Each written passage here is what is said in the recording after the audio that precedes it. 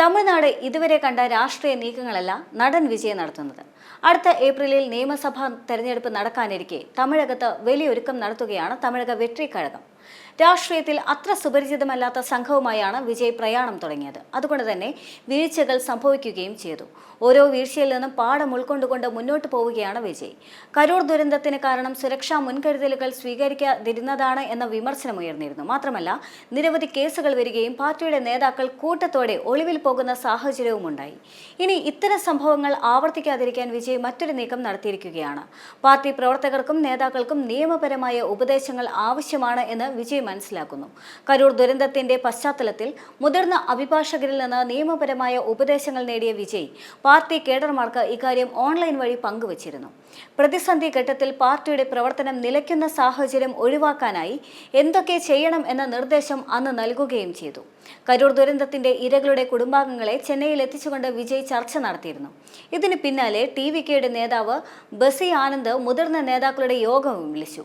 ഈ യോഗത്തിലാണ് വിരമിച്ച പോലീസ് ഉദ്യോഗസ്ഥരുടെ ഒരു സംഘം രൂപീകരിക്കാനായി ധാരണയായത്. വലിയ രാഷ്ട്രീയ സമ്മേളനങ്ങൾ സംഘടിപ്പിക്കുമ്പോൾ എന്തൊക്കെ കാര്യങ്ങൾ ശ്രദ്ധിക്കണം എന്ന് ഈ പോലീസുകാരുടെ സമിതി നിർദ്ദേശിക്കും. പോലീസുകാരുടെ സമിതി TVK രൂപീകരിക്കുകയും ചെയ്തു. മുൻ IG രവികുമാറാണ് ഈ സംഘത്തിന് നേതൃത്വം നൽകുന്നത്. മുൻ കമ്മീഷണർ അശോകൻ, മുൻ DYSPമാരായ ഷാഫിബുല്ല, ശിവലിംഗം എന്നിവർ ഉൾപ്പെടെ ഈ സമിതിയിലുണ്ട്. മൊത്തം 10 വിരമിച്ച മുതിർന്ന ഉദ്യോഗസ്ഥരാണ് സംഘത്തിലുള്ളത് എന്നാണ് വിവരം.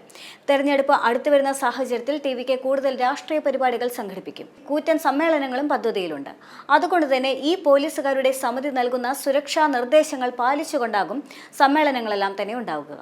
സമ്മേളന സ്ഥലത്ത് എന്തൊക്കെ മുൻകരുതലുകൾ എടുക്കണം, വിജയ് കടന്നു പോകുന്ന വഴിയിൽ സ്വീകരിക്കേണ്ട സുരക്ഷാ കാര്യങ്ങൾ എന്തെല്ലാമാണ്, സമ്മേളനം കഴിഞ്ഞ് പിരിഞ്ഞു പോകുമ്പോൾ ശ്രദ്ധിക്കേണ്ടത്, പാർക്കിംഗ്, സ്ത്രീ സുരക്ഷ തുടങ്ങിയ എല്ലാം ഈ സമിതിയാണ് ഇനി ശ്രദ്ധിക്കുക. നവംബർ 5-ന് TVK ജനറൽ അസംബ്ലി ചേരാൻ തീരുമാനിച്ചിട്ടുണ്ട്. ഇതിനുശേഷം വിജയ് തന്റെ സംസ്ഥാനതല പര്യടനം പുനരാരംഭിക്കും.